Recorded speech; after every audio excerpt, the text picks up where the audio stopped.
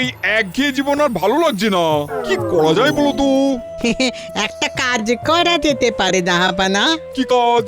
আগে আপনিও বোধহয় আন্দাজ করতে পারছেন আমি ঠিক কি বলতে চাইছি।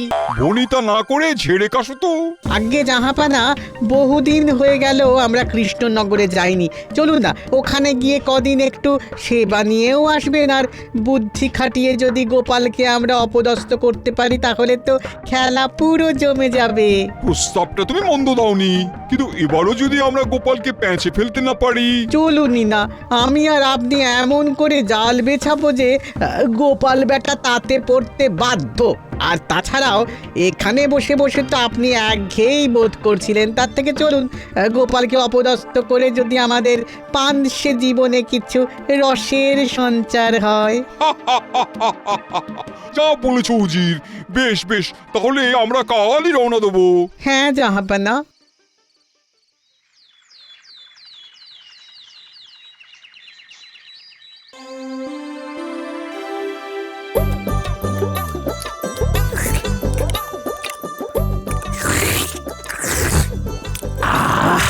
পায়েসটার কি স্বাদ হয়েছে মন্ত্রী! ও অসাধারণ, অসাধারণ! সত্যি আমাদের যে বাঙালিদের 12 মাসে 13 পার্বণ, আর সেই পার্বণ উদযাপন করার মধ্যে যে কি আনন্দ! আহা!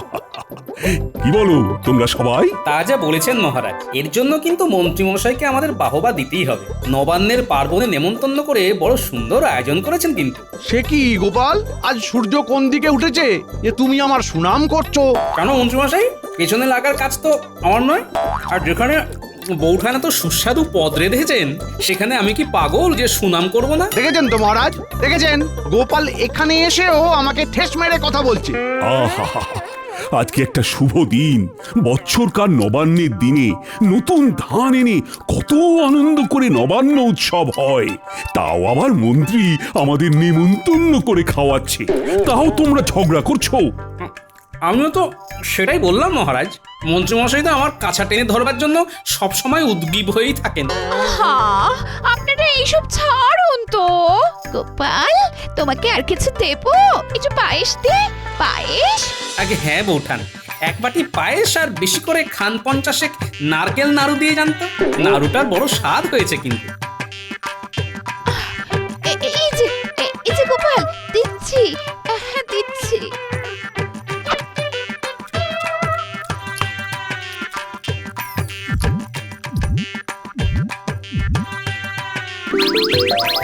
তুমি একসাথে এতগুলো নাড়ু খেয়ে ফেললে গোপাল, আমার তো ভাবলেই বদ হজম হয়ে যাচ্ছে। তবেই তো আমার নাম গোপাল। আমি যেমন খেতেও পারি তেমন ঘোল খাওয়াতেও পারি, কি বুঝলে?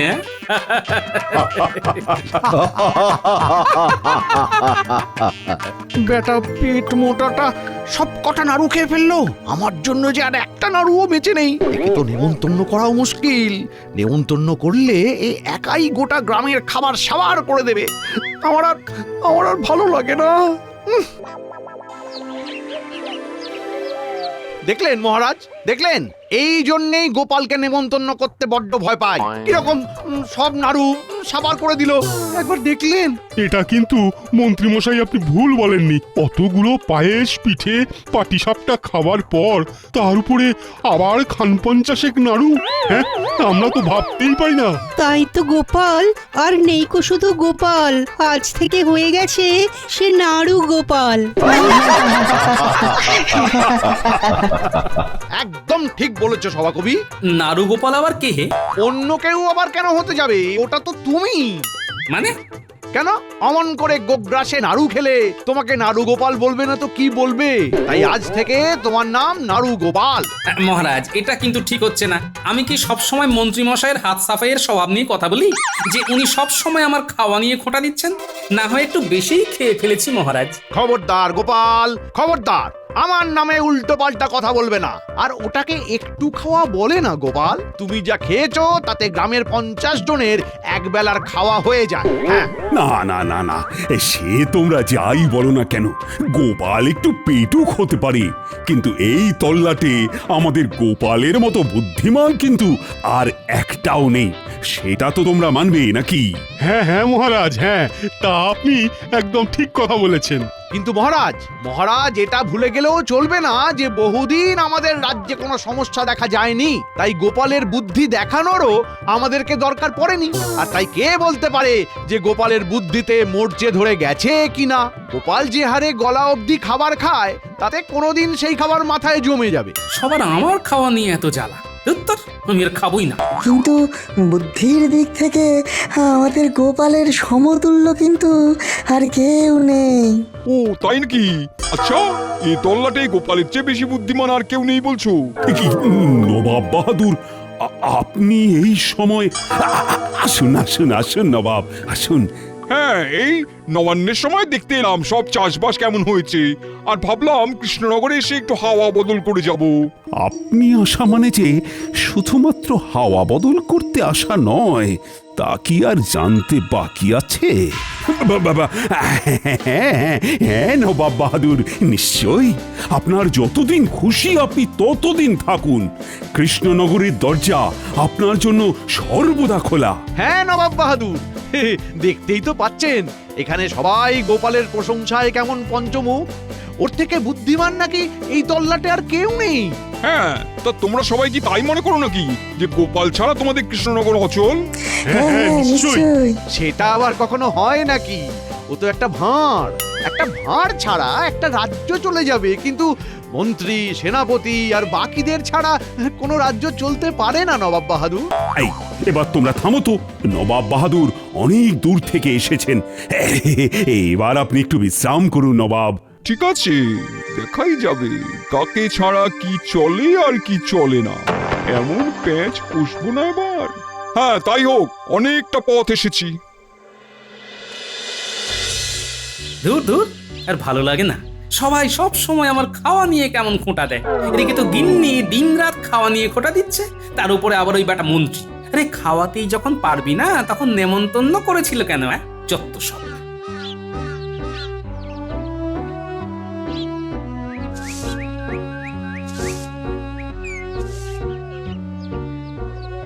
কি গো, আজ আবার মুখ করে আছো কেন? কি হয়েছেটা কি? আর বলো না গিন্নি, সবার আমার খাওয়া নিয়ে বড্ড জ্বালা, বুঝলে? আমি একটু বেশি খাই বলে আজকে কি অপমানটাই না করলো মন্ত্রী মশাই। বউঠানের তৈরি করা নারকেল নাড়ুগুলোর বড় ভালো স্বাদ ছিল, বুঝলে? সেই জন্য আমি খান পঞ্চাশেক নাড়ু খেয়ে ফেলেছি। ব্যাস, তা নিয়ে রাজসভায় সবার সামনে আমায় কি অপমানটা করলো মন্ত্রী মশাই, সে আর তোমাকে কি বলবো বলো তো? তোমার যখন অত খিদে, তুমি আমাকে এসেই তো বলতে পারো নাকি? লোকের বাড়িতে অমন করে খেলে তারা তো দুটো কথা শোনাবি। তা আমি কি করব বলো, আমার যে খিদে পেয়ে যায় গিন্নি। শোনো, সে আমি তোমাকে যতই কথা শোনাই না কেন, মনে রেখো আমি তোমার ধর্ম সাক্ষী করা বউ। আমি মুখ ঝামটা দিলেও ঠিক আছে, তা বলে বাইরের লোকে তোমাকে যা নয় তাই বলে অপমান করবে, আমার সহ্য হবে না বাপু। হ্যাঁ, কাল আমি তোমাকে পোটলা ভরে মুড়ি দিয়ে দেব, খিদে পেলে এই একটু অল্প অল্প করে খেও। মাঝে মাঝে তোমায় আমি বুঝতেই পারি না গিন্নি। এদিকে নিজে আমাকে খাওয়া নিয়ে মুখ ঝামটা দেবে, আর কেউ কিছু বললে এমন করবে। আর তোমার বুঝে কাজ নেই। হ্যাঁ, নাও নাও নাও, এখন হাত মুখ ধুয়ে খেতে বসো দেখি।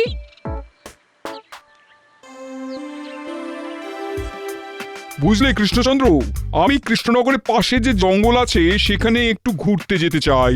সঙ্গে তুমি, মন্ত্রী আর গোপাল যাবে, আমায় ঘুরিয়ে নিয়ে আসবে। অনেকদিন ওদিকটা যাওয়াও হয়নি। হঠাৎ নবাব আমাদেরকে নিয়ে যেতে চাইলো কেন? কি জানে কি মতলব আছে। আজব জ্বালায় পড়েছি বাবা, পড়েছি নবাবের হাতে। ঘুরতে নিয়ে যেতে হবে সাথে। একবার শুধু চলো, তারপরই তোমাদের সব ধনুর পনুর বেরিয়ে যাবে।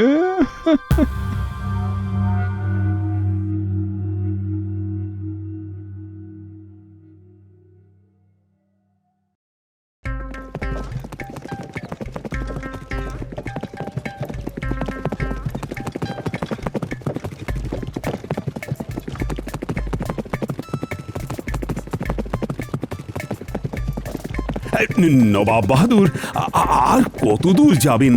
মানে আমরা তো যথেষ্ট গভীর জঙ্গলে এসে পৌঁছেছি, আর এই রাস্তাটাও তো আর চেনা লাগছে না। এখানে কোথায়? এখনো তো আমরা আসল জায়গায় এসে পৌঁছইনি।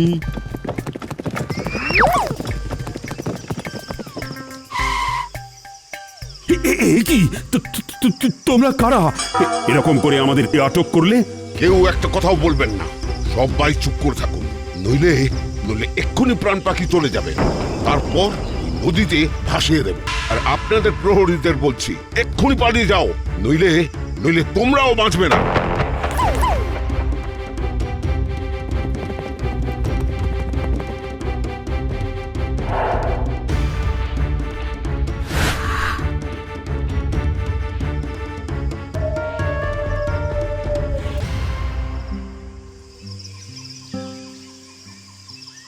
এবার ওদের চোখের ঢাকনা খুলে দাও।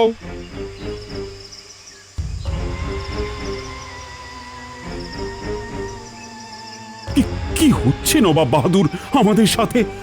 আমরা তো কিছুই বুঝতে পারছি না। এত সহজে সব বুঝে গেলে তো হয়েই যেত কৃষ্ণচন্দ্র। খুব গোপালের বুদ্ধি বুদ্ধি করে কদিন ধরে লাফাচ্ছিলে না। নাও এবার গোপালকে বলো ওর বুদ্ধির চড়ে ওই বিপদ থেকে উদ্ধার করুক। আমার খুব ভয় করছে মহারাজ। আমার বাড়িতে বউ একা আছে, আমি এরকম ঘন জঙ্গলের মধ্যে আটকা পড়েছি, ও যদি জানতে পারে, ওদিকে ও তো কেঁদে ভাসিয়ে দেবে মহারাজ, কেঁদে ভাসিয়ে দেবে। তুমি থামো তো মন্ত্রী, এদিকে দেখতে পাচ্ছ তিনজন একসাথে বিপদে পড়েছি, আর তুমি শুধু স্বার্থপরের মতো নিজের কথাই ভাববে। মহারাজ আমাকে বাঁচান, আমাকে বাঁচান। এই তুমি এবার থামবে কিনা? আমাকে মাথা ঘামিয়ে কিছু সিদ্ধান্ত নেওয়ার সময়টুকু তো দেবে। আপনি ঠিক কি চাইছেন নবাব বাহাদুর, যদি একটু খোলসা করে বলতেন? না হলে এই ঘন জঙ্গলের মাঝে মশার কামড় খেয়ে বুনো জানোয়ারের ভয়সংকুল জায়গাটা তো আর খুব একটা মনোমুগ্ধকর নয়। হ্যাঁ, এবার তাহলে আমি খোলসা করে বলি। তোমরা গোপালকে নিয়ে তো বড্ড বেশি নাচানাচি করো, তা আমিও দেখতে চাই তোমাদের গোপাল কি এমন বুদ্ধিমান যে এই রকম একটা বিপদের জায়গা থেকে উদ্ধার করে তোমাদেরকে নিরাপদভাবে কৃষ্ণনগরে নিয়ে যেতে পারে। হ্যাঁ, দেখি। আমি জানতাম, আর এই জন্যেই আমি গোপালকে নিয়ে এত নাচানাচি মোটেই পছন্দ করিনি। আমি বারবার বলেছিলাম যে গোপালকে নিয়ে এত আদিক্ষেতা করবেন না, করবেন না, করবেন না। এবার হলো তো। নবাব বাহাদুর, আপনি আমাদেরকে ভ্রমণ করতে নিয়ে আসার নাম করে এই রকম ভাবে যে একটা বিপদের মধ্যে ফেললেন, এটাকে আপনি ঠিক করছেন? আর এই পরিস্থিতিতে আমরা কি করে নিরাপদে কৃষ্ণনগর ফিরে যাব? আমরা তো কেউ রাস্তায় চিনি না। তার জন্যই তো তোমাদেরকে গোপালকে একটা সুযোগ দেওয়া, যে ওর বুদ্ধির জোরে তোমাদেরকে নিরাপদে কৃষ্ণনগরে নিয়ে যা।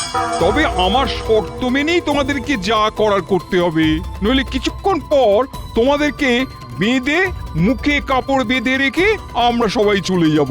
আর যদি এখান থেকে সবাইকে উদ্ধার করতে পারো, তবে 1 বছরের জন্য কৃষ্ণনগরের খাজনা আমি মুকুব করে দেবো, বুঝলে? কি শর্ত নবাব বাহাদুর? আমার তো ভেবেই হাড় হিম হয়ে যাচ্ছে। আগে এ যাত্রায় বাঁচবো কিনা তারই ঠিক নেই, আর আপনি খাজনা মুকুবের লোভ দেখাচ্ছেন। হ্যাঁ, তার জন্যই তো এত বড় একটা সুযোগ দিচ্ছি তোমাদের। এবার আসি কাজের কথায়। নিশ্চয়ই লক্ষ্য করেছো, তোমরা যেখানে দাঁড়িয়ে আছো তার দুদিকে দুটো রাস্তা আছে। একটা দিকের রাস্তা কৃষ্ণনগর যাওয়ার, আরেকটা দিকের রাস্তা ঘন জঙ্গল সহ বন্যজন্তুর বাসস্থান, বুঝলে?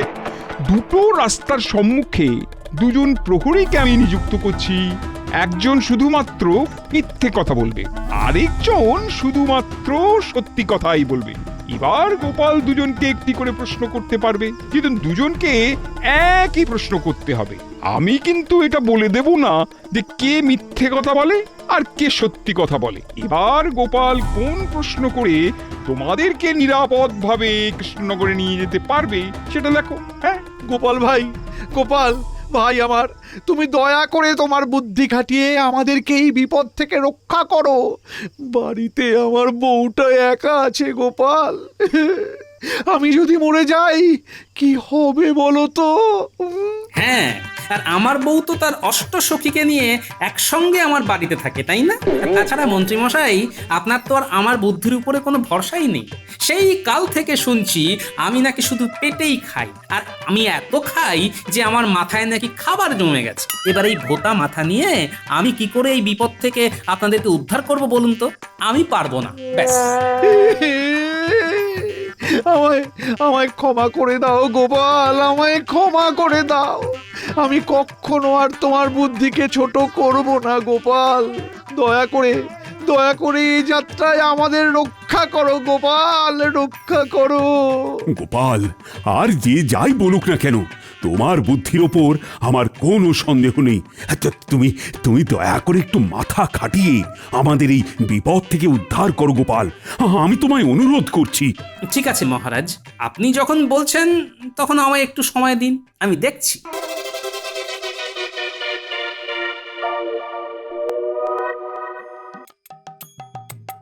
আচ্ছা, আপনি বলুন তো, আপনার সামনের জনকে আমি যদি জিজ্ঞেস করি কোনটা নিরাপদ রাস্তা, তাহলে উনি কোন রাস্তাটা দেখাবেন? আমি তো সব মিথ্যে বলবো। তাহলে উল্টো দিকটা দেখিয়ে দিই। ওই দিকে।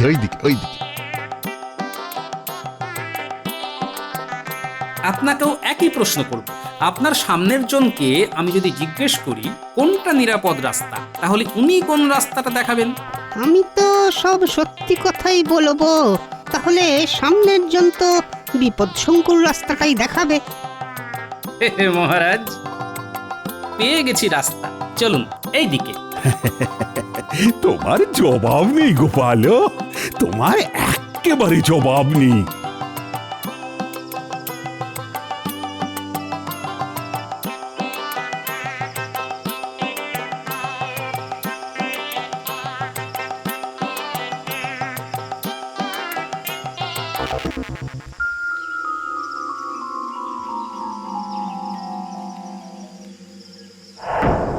কি গোপাল, ঘাবড়ে গেলে বুঝি? যা সাহায্য করার তা আমি কিন্তু করেই দিয়েছি, প্রশ্ন করার সুযোগ দিয়ে। আর তো আমি কোনো সাহায্য করতে পারবো না। আপনি আমাদের সাহায্য করুন চাই না করুন, আমি কি শুধু তার ভরসায় থাকি নাকি নবাব বাহাদুর? সত্যি তো, এই রাস্তা দিয়ে যখন আসছিলাম তখন তো তোমার চোখ মুখ বাঁধা ছিল, তুমি ওই রাস্তা চিনলে কিভাবে? চলে আসুন পেছন পেছন। কি হলো? এটা কি হলো? হ্যাঁ, আপনারা যতই আমাকে অপমান করুন, ভাঁড় বলে হেলা ছেদ্দা করুন, বুদ্ধির সাথে গোপাল আরো একটা জিনিস নিয়ে চলে, সেটা হলো বিচক্ষণতা। মানে আমার তো কিছুই মাথায় ঢুকলো না জাহাপানা। আমারও না। মাটির দিকে তাকিয়ে দেখুন, কি দেখতে পাচ্ছেন? এ কি, এই মুড়ি কোথায় পেলে? দিনের বেলা গিন্নি আমাকে আমার খিদের জন্য এক পুটলি মুড়ি বেঁধে দিয়েছিল। আমার খুব খিদে পেয়েছিল, তবুও আমি সেই খিদে সম্বরণ করে বিপদের আন্দাজ করেই মুড়ি ছড়াতে ছড়াতে এসেছিলাম। কারণ আপনি তো আর এমনি এমনি কখনো আমাদের কৃষ্ণনগরবাসীকে হাওয়া খাওয়াতে আসেন না, নিশ্চয়ই কিছু মতলবেই আসেন। কিন্তু তোমার তো চোখ বাঁধা ছিল। বুদ্ধিটা তো বাধা ছিল না উজির মশাই, সেটাকে খাটিয়েই কাজ করেছি।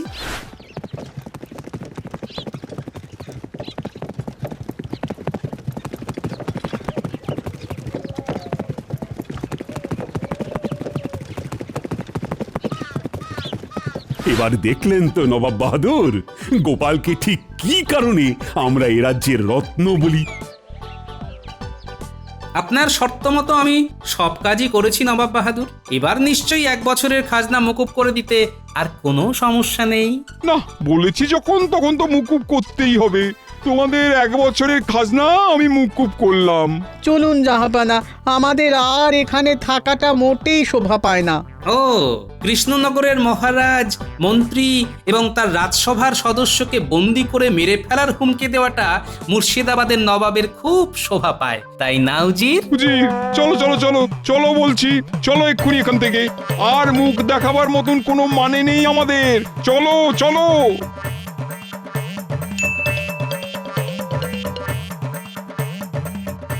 নবাব বাহাদুর, এবারেও কি অবস্থা হলো বলুন তো?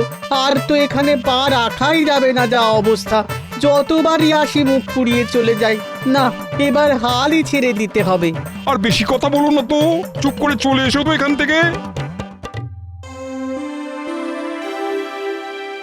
মন্ত্রীকে রাজসভা থেকে বের করব আমি আজ, বের করবই। কেন মহারাজ, কি হয়েছে? কি হয়েছে? এই বেটা মন্ত্রী কাজের বেলায় কাজী, আর কাজ ফুরলেই পাজি। সব সময় গোপালকে যা নয় তাই করে অপমান করবে, আর গোপালই বিপদ থেকে উদ্ধার করবে, আবার গোপালকেই গালমন্দ করবে। না মহারাজ, না মহারাজ, আমাকে আমাকে ক্ষমা করে দিন। এমন আর কখনো হবে না। গোপাল গোপাল তো আমার ভাইয়ের মতো হয়, বলুন। হ্যাঁ, তা আবার ভাই হবে না, একেবারে মায়ের পেটের ভাই। না মহারাজ, আমি তা কখনোই চাই না। আমাকে সে মন্ত্রীমশাই যতই অপমান করুন না কেন, আমার জন্য কারুর কোনো ক্ষতি আমি চাই না মহারাজ। এই এই শুধুমাত্র তুমি বললে বলে আজ মন্ত্রীকে আমি ছেড়ে দিলাম গোপাল। আর তাছাড়া মন্ত্রীমশাই না থাকলে আমি কার পেছনে লাগবো, আর কার বাড়িতে নেমন্তন্ন খেতে গিয়ে খান 50 নাড়ু খেয়ে ফেলবো বলুন তো? হ্যাঁ